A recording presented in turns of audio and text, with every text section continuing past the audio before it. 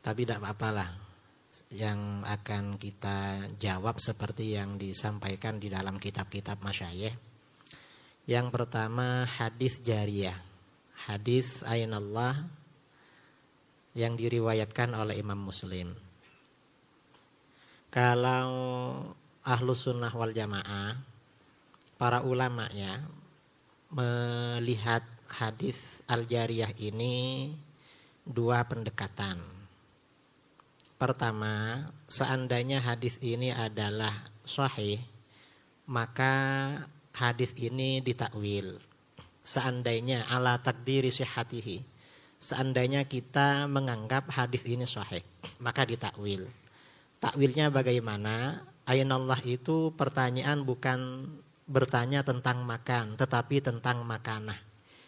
Makanah itu artinya derajat atau kedudukan Allah. Lalu dijawab fis sama. Fis sama itu bukan di langit, tetapi Allah itu maha luhur, atau di makam yang tinggi, tempat yang tinggi. Maksudnya macam itu. Seandainya kita menerima hadis itu sahih. Tetapi para ulama ahli hadis tidak menganggap hadis ini sebagai hadis sahih, bahkan menganggap hadis ini sebagai hadis mutawatir. Contohnya seperti Imam Ahmad bin Hanbal dalam riwayat Al-Khallal, kemudian Al-Hafidh Ibnu Hajar dan Al-Imam Al-Baihaqi dalam As-Sunan Al-Kubra. Imam Al-Baihaqi dalam As-Sunan, dalam sebagian kitabnya menganggap sebenarnya hadis ini tentang soalan Ainallah di dalam nuskhoh yang asli riwayat Imam Muslim itu tidak ada. Itu idraj ya, yang dimasukkan oleh sebagian huffaz karena sanadnya sama.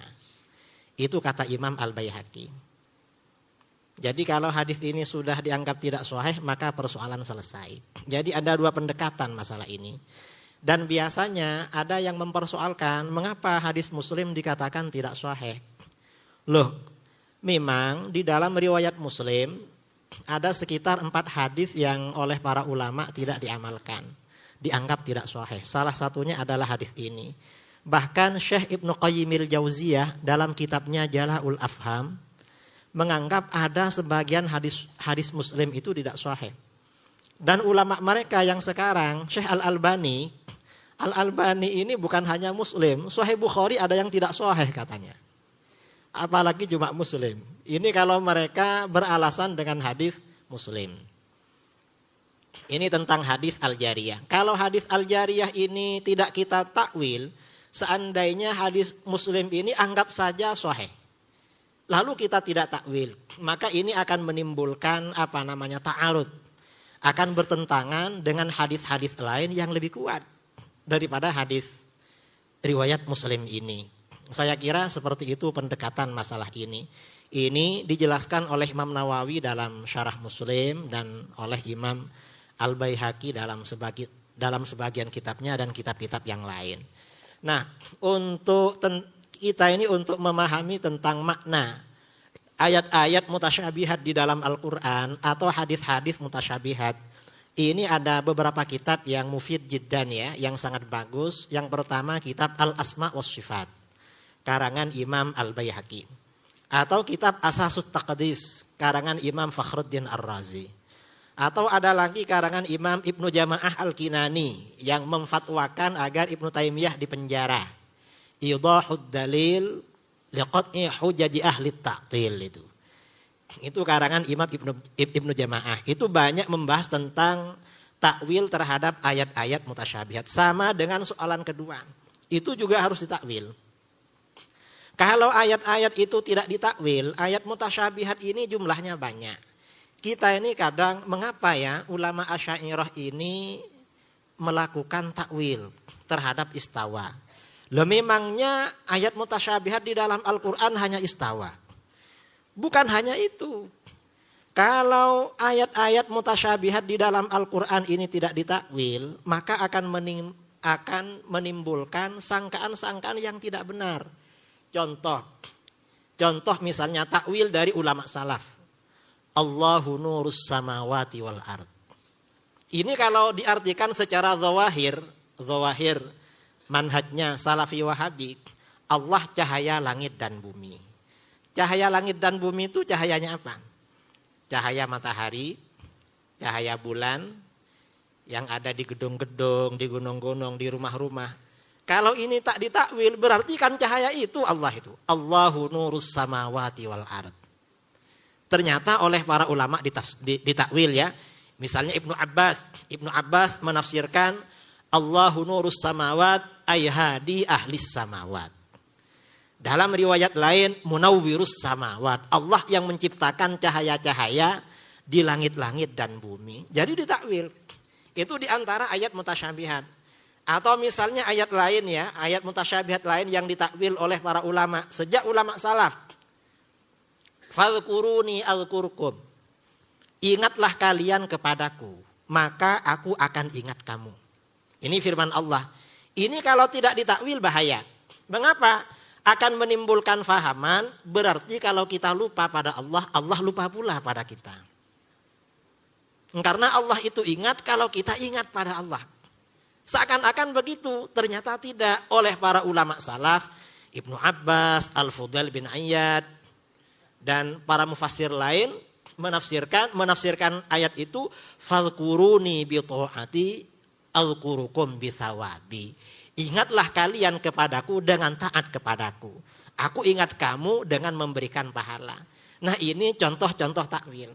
Jadi takwil ini merupakan suatu jalan yang memang wajib dijalankan oleh para ulama terhadap ayat-ayat mutasyabihat. Karena kalau tidak ditakwil akan menimbulkan pahaman-pahaman yang keliru tentang zat Allah. Dan karena itu tentang soalan ketiga, wa ma ya'lamu ta'wilahu illallah warrasikhuna fil ilmi yaquluna amanna. Kan begitu. Ini bagaimana sebagian ulama salaf mengatakan ini waqaf pada wa ma ya'lamu ta'wilahu illallah.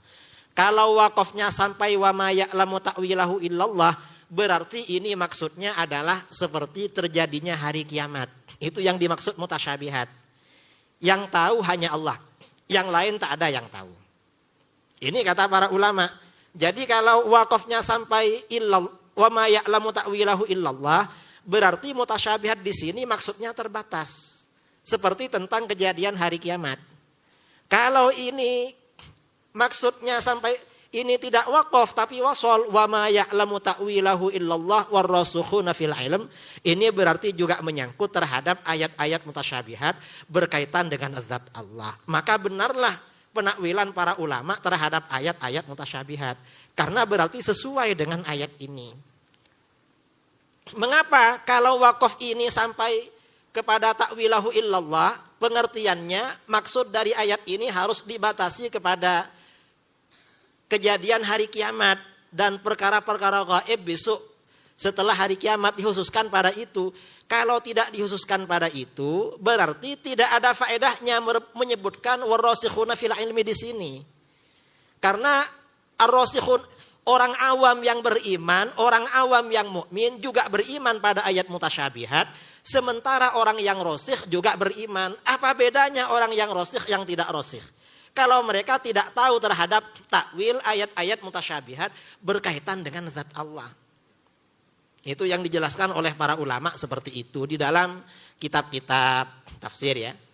Nah, saya kira soalan keempat ini sama sajalah.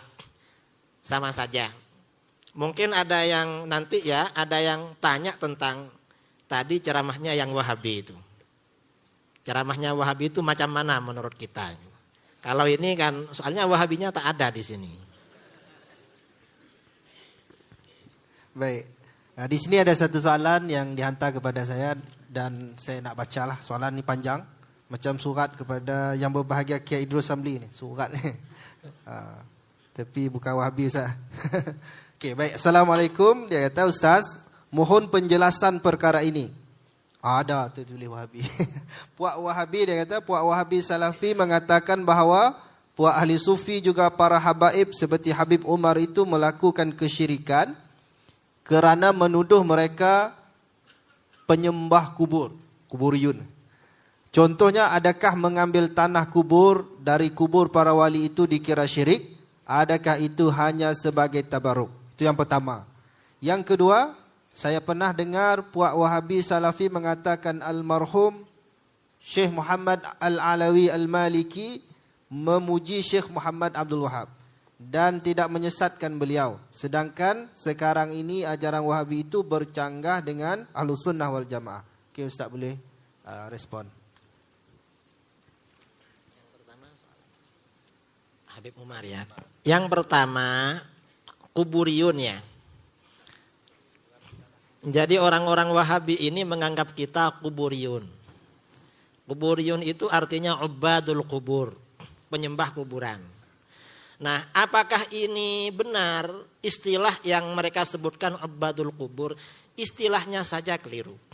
Kan istilah kuburiyun ini merupakan tatbik, aplikasi dari tauhid uluhiyah.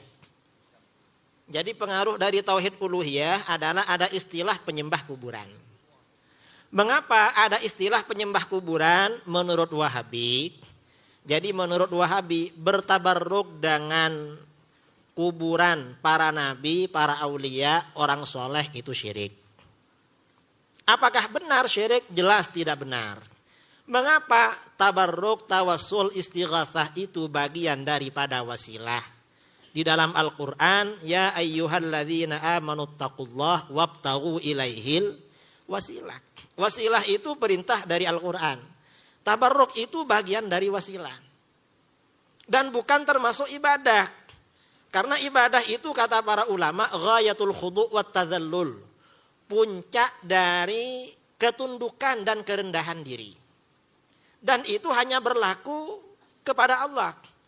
Karena itu tawassul, tabarruk, istighatsah itu bukan ibadah. Karena bukan ibadah, maka bertawassul, beristighatsah, bertabarruk dengan para nabi, dengan kuburannya, itu juga tidak masalah. Bukan termasuk syirik. Yang keliru itu Wahabi. Siapa orang yang pertama kali bertabarruk dengan kubur? Yang pertama kali bertabarruk dengan kubur adalah Sayyidina Abu Bakar. Ketika menjelang wafat, beliau berwasiat agar kuburannya di samping makam Rasulullah SAW. Yang ketiga adalah Sayyidina Umar. Sayyidina Umar itu juga kuburi karena bertabarruk dengan kuburan Rasulullah dan Abu Bakar, minta dimakamkan di sana. Jadi ini bukan penyembah kuburan. Lalu tentang orang bertabarruk dengan mengambil tanah kuburan orang wali. Sejak Ibnu Taimiyah belum lahir sudah ada. Ini ada kitab namanya Tabaqatul Hanabilah. Tabaqatul Hanabilah yang dikarang oleh Ibnu Abi Ya'la Al-Farra.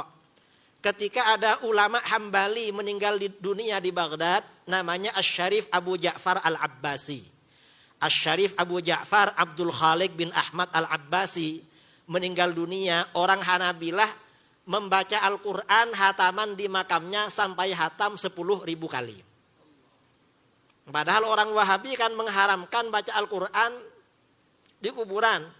Ulama yang katanya menjadi ikutan mereka dihatamkan Al-Quran di kuburannya 100 kali. Bahkan setelah itu dari kuburannya Asy-Syarif Abu Ja'far ini orang-orang Hanabilah banyak mengambil tanah untuk tabarruk. Jangan dikira tidak ada untuk tabarruk. Termasuk Ibnu Taimiyah. Ibnu Taimiyah setelah meninggal dunia diceritakan oleh Ibnu Nasiruddin Ad-Dimashqi dalam kitabnya Ar-Raddul Wafir ya. Yang banyak dikutip tadi oleh Ustadz Sobri. Itu kan banyak mengutip dari Ar-Raddul Wafir. Pujian-pujian yang terlalulah kepada Ibnu Taimiyah. Ketika Ibnu Taimiyah meninggal dunia, ada muridnya sakit mata atau sakit apa, mengambil tanah dari kuburan Ibnu Taimiyah, katanya sembuh lepas itu. Berarti kan Ibnu Taimiyah juga mengajarkan itu sebenarnya dulu. Cuma Wahabi sekarang ini sudah lebih hulu daripada gurunya Syekh Ibnu Taimiyah. Ibnu Taimiyah ini hulu, tapi Wahabi sekarang lebih hulu lagi. Karenanya kita ini kalau membaca pemikiran Wahabi, Wahabi ini kan klaim mereka ikut manhaj salaf. Tapi tidak semua salaf. Yang dianggap, yang diikuti Wahabi ini salaf ini hanya dilokalisir ya, dikhususkan kepada Imam Ahmad bin Hambal. Tapi tidak semua akwal Imam Ahmad bin Hambal diambil oleh Wahabi. ini masih dipersempit lagi, diperkecil lagi kepada pendapat Imam Ahmad yang dipilih oleh Syekh Ibnu Taimiyah. Dan pendapat Ibnu Taimiyah yang berbeza dengan Imam Ahmad, oleh Wahabi dianggap pendapat Ibnu Taimiyah lebih salaf daripada Imam Ahmad. Dan nanti Ibnu Taimiyah ini tidak diambil semua, masih diperkecil lagi, diteliti lagi ya oleh Syekh Muhammad bin Abdul Wahab. Jadi pendapat Ibnu Taimiyah apabila bertentangan dengan Muhammad bin Abdul Wahab, Ibnu Taimiyah yang Syekhul Islam tak dipakai lagi. Nah, yang terakhir ini Syekh Ibnu Taimiyah dipersempit lagi oleh Syekh Al-Albani. Makanya Wahabi ini semakin lama pikirannya semakin kecil. Karena dari salafnya kecil tambah kecil lagi ke belakang. Walaupun mereka mengaku salaf, ya termasuk di dalam masalah istilah bertabarruk dengan tanah kuburan. Jadi sama sekali itu bukan bukan menyembah kuburan.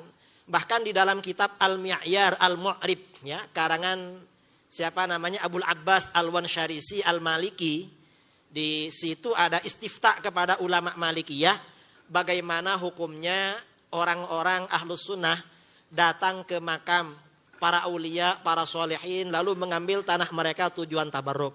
Kata beliau itu tak masalah. Mengapa? Sejak ulama-ulama dulu, para ulama bertabarruk dengan tanah kuburan Sayyidina Hamzah di Uhud. Bertabarruk dengan itu. Dan itu tidak ada yang ingkar sejak dulu terhadap tabarruk itu. Dan mustahil itu suatu perbuatan syirik, sementara para ulama tidak ada yang ingkar. Itu di dalam kitab Al-Mi'yar Al-Mu'rib. Saya kira itu soalan yang yang pertama. Kemudian yang kedua, Syekh Muhammad bin Alwi Al-Maliki. Di dalam kitabnya Mafahim Yajib Antusohah, itu banyak mengutip perkataan Muhammad bin Abdul Wahab, Syekh Ibnu Taimiyah dan Muhammad bin Abdul Wahab. Sebenarnya dua orang ini bagaimana? Syekh Ibnu Taimiyah ini ba'du syuyukhina yaqul Ibnu Taimiyah kasuk. Ibnu Taimiyah itu seperti apa suk? Pasar. Pasar apa di sini? Tempat belanja. Pasar ya. Ibnu Taimiyah itu seperti pasar.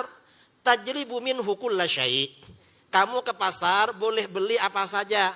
Beli racun di pasar ada. Beli obat juga ada. Di kitab Ibnu Taimiyah juga begitu. Yang melarang tawasul istighatsah banyak, tapi yang anjurkan tawasul juga banyak. Nanti di kitab ini Ibnu Taimiyah mengatakan bahwa Jaham bin Sofwan karena berpendapat neraka itu tidak kekal, maka dikafirkan oleh umat Islam. Tapi di bagian lain kitab yang sama Ibnu Taimiyah mengatakan sebenarnya pendapat yang kuat adalah pendapat yang kafir itu, bahwa neraka memang tak kekal. Jadi kafir tapi kuat katanya.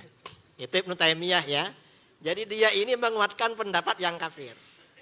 Jadi memang Syekh Ibnu Taimiyah ini memang seperti itu. Mengapa? Kata para ulama, Ibnu Taimiyah ini lam yatahadzab bi syaikhin. Tidak terdidik dengan seorang guru. Kata Imam Al-Hafidz Waliyuddin Al-Iraqi, ilmuhu akbaru min aqlik. Karena begitu, maka ilmunya apa yang dihafal oleh Ibnu Taimiyah ini tidak bisa munazzam, tidak bisa murattab, tidak bisa teratur. Karenanya nanti di halaman pertama mengatakan begini, di bagian belakang nanti beda lagi, satu kitab itu. Ibnu Taimiyah sering begitu. Karena memang tidak munazzam, tidak murattab. Lam yatahadzab bi syaikhin. Nah, Syekh Muhammad bin Abdul Wahab ini juga begitu. Muhammad bin Abdul Wahab ini yang membolehkan tawassul ada. Tapi sebagian besar pendapatnya mensyirikkan, mengkafirkan tawassul. Nah, oleh Sayyid Muhammad bin Alwi Al-Maliki, karena beliau ini memang tinggal di Mekah bersama orang Wahabi, dan kitab Mafahim itu kan kitab munazarah beliau dengan bin Bas dan kawan-kawannya. Ini ceritanya panjang, kalau diceritakan tak selesai sampai nanti ini. Jadi pada waktu munazarah dengan itu ya, kitab Mafahim ini, ketika Sayyid Maliki ini munazarah dengan orang Wahabi, Sayyid Maliki ini melontarkan perkataan Wahabi yang bertentangan dengan pendapat yang diambil oleh mereka. Dan itu diterbitkan di dalam kitab-kitab mereka. Ini cara semacam ini dalam ilmu jadal, dalam ilmu usul fiqh itu disebut dengan teori munaqadhah. Dalam usul fiqh ya, munaqadhah. Munaqadhah itu artinya apa? Jadi ketika kita ini munadharah dengan pihak lawan, untuk menjatuhkan pendapat pihak lawan, kita mengambil pendapat dia yang bertentangan dengan pendapat dia yang sekarang. Kalau kedua pendapat ini sama-sama kita ambilkan, sama-sama kita tampilkan, kata para ulama, fatasaqata. Berarti kedua pendapat itu tidak ada artinya. Jatuh semuanya. Itu yang ada di dalam kitab Sayyid Al-Maliki. Karena itu kitabnya memang disebarkan di Saudi dan beliau orang Saudi. Tapi kalau sampean ziarah sendiri, misalnya sekarang kepada Sayyid Ahmad, datang berbicara secara pribadi tentang yang kemarin kan King Faisal ke Malaysia. King Faisal ya, Raja Faisal bulan lepas, Raja Salman ya, King Salman, Raja Salman kan ke Malaysia, lepas itu ke Indonesia. Coba kita ini bercakap-cakap tentang siapa saja menterinya yang ke sini. Itu Wahabi apa bukan? Sayyid Ahmad, maaf ini ya, ini tak usah dikeluarkan.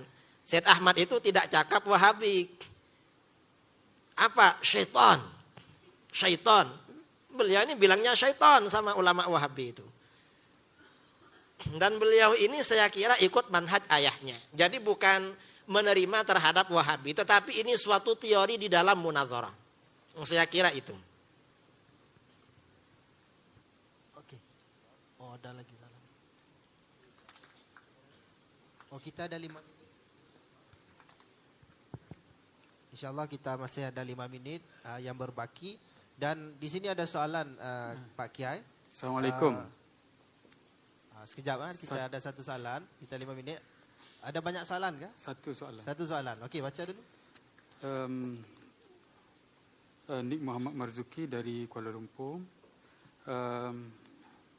Kiai, apa yang saya dengar bahawa kelihatannya ramai ulama, jumhur ulama dikatakan, jumhur ulama dan juga banyak juga muassasah Islamiah seperti Jamiat Al-Azhar Syarif membuat satu ketetapan rasmi bahawa As-Salafiyah ataupun Al-Wahabiyah ataupun Al-Mazhab Taimi yang disebut oleh Syekh Said Faudih tadi tidak dianggap sebagai sebahagian daripada Ahli Sunnah wal Jamaah.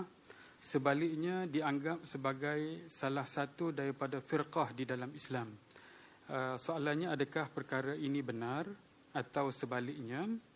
Apa pandangan tuan sendiri dan juga keputusan rasmi di pihak Nahdlatul Ulama yang tuan wakili, juga dalam konteks negara Indonesia itu sendiri, adakah di sana terdapat keputusan resmi mengenai perkara ini?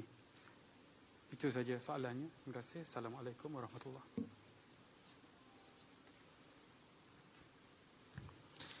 Jadi memang di dalam muktamar di Grozny pada tahun lepas ya, dari Al-Azhar ya, bahwa Wahabi itu bukan bagian dari Ahlus Sunnah wal Jamaah, tetapi bagian termasuk firqah-firqah Islam, firqah-firqah di dalam Islam yang sesat dan menyesatkan. Bagaimana pandangan Nahdlatul Ulama? Nahdlatul Ulama sudah lama keluarkan itu. Bahkan dulu Hadratus Syekh Ki Hashim Asy'ari dan guru-guru kami semuanya beriktikad bahwa Ibnu Taimiyah wa tilmidzahu Ibnul Qayyim wa Ibnu Abdul Hadi wal Wahabiyun al Mu'asirun dan orang-orang Wahabi firqatun dhallah mudillah. Jadi memang sudah ada kesepakatan masalah itu. Dan berdirinya NGO Nahdlatul Ulama ini memang untuk memerangi Wahabi. Wahabi dan Syiah yang mulai masuk pada waktu itu. Jadi kalau tanya tentang Wahabi dan tentang Wahabi kepada Nahdlatul Ulama tak perlu dijawab sebenarnya. Karena seandainya tak ada Wahabi, Nahdlatul Ulama tak perlu ada. Karena ini memang untuk menghadapi Wahabi dengan Syiah dan firqah-firqah dhallah yang berkembang sampai sekarang itu. Saya kira itu. Baik, kita ada sedikit masa lagi. Mungkin ada soalan kita benarkan dan saya nak tanya kepada Pak Kiai, biasa diungkitkan berkaitan dengan kisah yang disebut oleh Ibnu Battutah berkaitan dengan Ibnu Taimiyah, tetapi mereka mengatakan itu kisah pendustaan yang dilakukan oleh Ibnu Battutah. Mungkin Pak Kiai boleh respon. Kisah yang disebutkan oleh Ibnu Battutah di dalam rihlahnya itu saya kira itu benar. Dan kitab-kitab Ibnu Taimiyah itu mendukung terhadap kisah itu. Akidah yang disebarkan oleh Syekh Ibnu Taimiyah dan orang-orang Wahabi justru mendukung apa yang ada di kisah rihlahnya Ibnu Battutah dan kisah-kisah lain. Dan yang menjadi syubhat dari Wahabi, karena tahun kejadian yang disampaikan oleh Ibnu Battutah itu berbeza dengan Ibnu Taimiyah pada masa itu. Katanya Ibnu Taimiyah di penjara atau macam mana begitu. Masalah penyebutan tahun itu terjadi kekeliruan, itu hal yang biasa. Tahun itu keliru, saya kira hal yang biasa. Dan kekeliruannya itu mungkin ya dari mungkin dari nasikhul kitab menulis tahun itu. Atau mungkin Ibnu Taimiyah Ibnu Battutah ada silap tentang ingatan tahunnya. Tetapi kalau aslul kisahnya itu, kalau kita hubungkan dengan akidahnya Ibnu Taimiyah, sepertinya saling menguatkan. Dan seandainya tak ada kisah Ibnu Battutah itu, ya kita tetap menolak akidah Ibnu Taimiyah. Tidak perlu terhadap kisahnya Ibnu Battutah sebenarnya. Kisah Ibnu Battutah itu hanya sebagai penghibur bagi kita. Hanya tambahan saja. Dan seandainya ada kisah itu, kita tetap tak terima terhadap akidah Ibnu Taimiyah. Saya kira itu. Baik, oke. Saya kira cukup untuk soalan, dan untuk minit yang terakhir ini kita minta Pak Kiai untuk menjawab sedikit kepada pembentangan yang dibawakan oleh Ustaz Aziz Sobri tadi, dan kita akhirkan majlis kita pada hari ini, insyaAllah. Boleh? Falyatafadhal mashkura. Yang disampaikan oleh Dr. Asri itu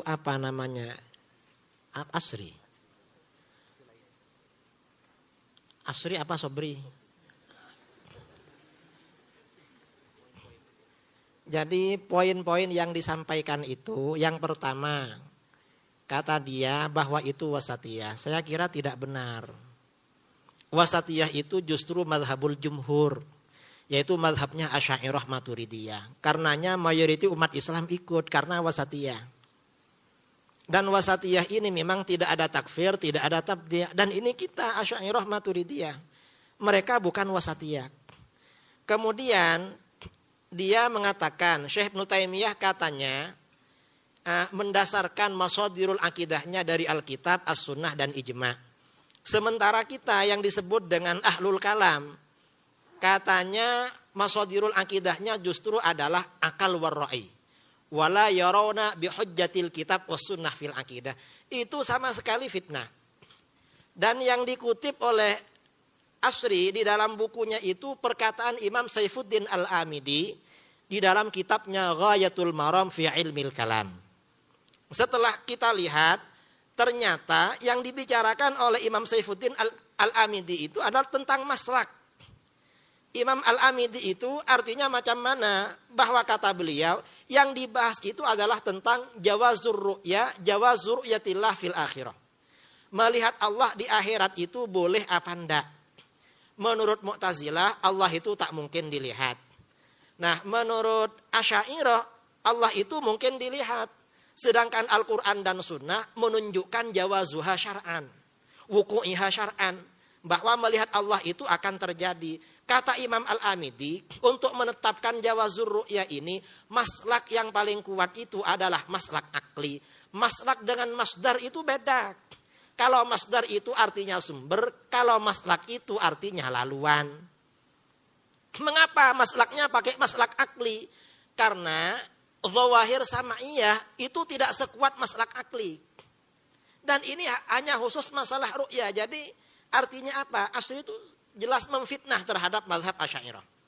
Tidak benar itu. Atau mungkin dia kurang paham terhadap kitab ilmu kalam. Karena orang Wahabi ini memang karena Wahabi ini sangat memusuhi ilmu kalam. Karenanya orang Wahabi ini sangat benci ilmu kalam. Mengapa benci? Karena kalau ada orang Asy'ari, walaupun orang ini sekolahnya masih ibtidaiyah, madrasahnya ibtidaiyah, munazarah dengan Wahabi yang doktor, kalah dia. Mengapa? Pakai ilmu kalam. Karena ilmu kalam ini sangat ampuh. Dan kata Imam Al-Amidi, maslak yang paling kuat Allah boleh dilihat itu adalah maslak akli, maslak akal. Mengapa? Dalil-dalil syar'i seperti dalil Al-Quran itu juga dijadikan dalil oleh Mu'tazilah bahwa Allah tidak bisa dilihat.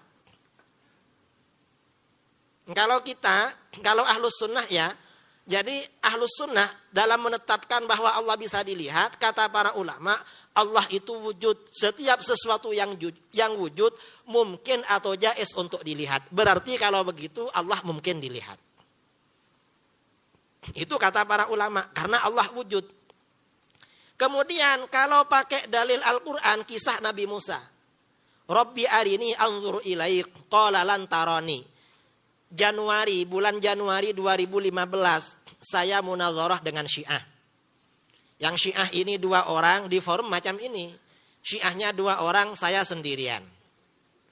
Lalu kata Syiah itu, Kiai, macam mana kalau kita munazarah langsung tanpa mudrate? Kata dia, ya tak apa. Tapi hati-hati nanti tambah berat buat kamu. Silahkan. Gimana? Tak usah tanpa mudrate apa pakai mudrate? Oh pakai aja Kiai. Ya makanya jangan berani-berani sama Ahlus Sunnah gitu. Akhirnya munazarah soal apa? Melihat Allah di akhirat. Macam mana pendapat kamu? Allah tidak bisa dilihat di akhirat. Alasannya, karena kalau bisa dilihat berarti terjadi muqabalah, berhadap-hadapan. Kalau berhadap-hadapan berarti Allah itu jisim, sedangkan Allah itu maha suci dari jismiyah. Wah itu tak benar. Allah itu menurut kami bisa dilihat. Mengapa? Karena Allah wujud. Setiap sesuatu yang wujud mungkin untuk dilihat. Tidak mustahil dan tidak wajib. Nah terus macam mana melihatnya? Karena Allah ini mukhalafalil hawadisi, maka melihatnya bila kaifin, tanpa bagaimana caranya. Kamu tak perlu tanya macam itu. Karena itu Allah. Pertanyaan kamu yang keliru. Akhirnya kata dia, ada dalil bahwa Allah tak boleh dilihat. Mana dalilnya? Ketika Nabi Musa berdoa, Rabbi arini anzur ilaik. Tuhan, perlihatkan azatmu kepadaku, aku akan melihatmu. Qala lantarani. Tuhan berfirman, Musa, kamu tak akan melihat aku. Jadi jelas, Nabi Musa minta melihat, oleh Allah tak bagi, karena memang Allah tak bagi dilihat. Lalu saya jawab, ini maslak akli ya, maslak akli. Yang orang Wahabi tidak bisa seperti ini. Justru ayat ini menjadi dalil Allah bisa dilihat. Mengapa? Yang pertama Nabi Musa berdoa kepada Allah, Tuhan perlihatkan azatmu kepadaku. Dan mustahil seorang Nabi meminta sesuatu yang tidak benar. Apalagi ini berkaitan dengan ilmu tauhid. Karena kalau Nabi Musa ini, kalau Allah ini memang tak bisa dilihat, Nabi Musa tidak akan meminta. Seorang Nabi tidak mungkin jahil, bodoh di dalam masalah ilmu tauhid. Lalu kamu Mu'tazilah lebih pintar daripada dia. Masa kamu lebih pintar daripada Nabi Musa? Itu yang pertama. Yang kedua, di dalam ayat ini Allah berfirman, walakin inzur ilal jabal fa in istaqarra makanahu fasawfa tarani. Ternyata di sini Allah mentaklek bolehnya melihat Allah dengan perkara yang jaiz, yaitu istiqrarul jabal. Ketika ini dihubungkan, ditaklek, dihubungkan dengan perkara yang jaiz, berarti melihat Allah itu adalah jaiz. Berarti kalau begitu Allah itu jaiz dilihat. Lalu tentang lantaroni walakin inzur ilal jabal, ini maksudnya macam mana? Kamu tidak akan melihatku ketika di dunia. Akan melihat nanti di akhirat. Soalnya Nabi Musa minta melihat di dunia. Itu tak dibagi oleh Allah. Itu maksudnya. Akhirnya macam mana? Akhirnya yang Syiah itu diam, tak boleh jawab. Nah ini artinya apa? Kata Imam Saifuddin Al-Amidi, maslak akli ini memang 50-50. Jadi maslak syar'iyah, pakai nas syar'iyah seperti tadi. Mengapa? Asy'ariyah berdalil Allah boleh dilihat dengan lantaroni, sementara itu juga dalilnya Mu'tazilah. Sama-sama bisa dipakai menjadi dalil. Karenanya di dalam itsbat jawazir ru'ya, kata Imam Saifuddin Al-Amidi, yang lebih kuat itu adalah maslak akli. Ini yang Wahabi tak tahu. Jadi memang tak faham dia masalah ini. Kemudian sebenarnya tadi itu ya banyak dakwah ya, banyak dakwaan kepada Asy'ariyah, banyak pengakuan seperti mengatakan bahwa jumhur kita ini kalau mengartikan Sawadul A'zam di Iran itu Syiah, berarti yang benar ikut Syiah. Lalu Sawadul A'zam di Amerika itu adalah orang kafir, berarti yang benar orang kafir. Letak macam itu yang dimaksud Sawadul A'zam. Yang dimaksud Sawadul A'zam itu di dalam hadis Rasulullah itu Jami'ul Ummah maksudnya. Bukan orang Iran, bukan orang Saudi, bukan Amerika. Lah ini kok diartikan sendiri. Jadi memang kalau Wahabi ini mendalilkan mereka Ahlus Sunnah biasanya pakai hadis ghuraba. Jadi tuba lil ghuraba itu pakai hadis ghuraba. Karena ghuraba ini kan padahal yang dimaksud ghuraba orang-orang yang sedikit itu artinya orang-orang soleh di antara banyak orang yang tidak soleh. Memang orang yang soleh sedikit, tetapi itu bukan orang Wahabi maksudnya. Mengapa? Karena sedikit di dalam nusus syar'iyah, di dalam hadis itu ada dua. Ada istilah ghuraba, itu adalah para sulaha dan para aulia memang sedikit. Ada lagi yang sedikit di dalam hadis itu bahasanya bukan ghuraba tetapi syadz. Wa man syadza ilan nar. Nah, Wahabi ini sedikit tapi sedikit yang syadz itu. Itu yang perlu kita tahu. Nah, ini di antara taklek saya terhadap ceramahnya Ustadz Asri Sobri tadi itu. Dan masih banyak sebenarnya, cuma saya tadi tak catat ya, cuma catat sebagian itu. Sebenarnya ya bisa ditaklik semua, itu bisa jadi satu buku untuk ngerot ceramahnya Asri Sobri. Tapi insya Allah sedikit ini menjadi gambaran lah bagi yang lain. Mudah-mudahan boleh difahami. Dari saya wal afu minkum. Assalamualaikum warahmatullahi wabarakatuh. Waalaikumsalam warahmatullahi taala wabarakatuh. Majelis mengucapkan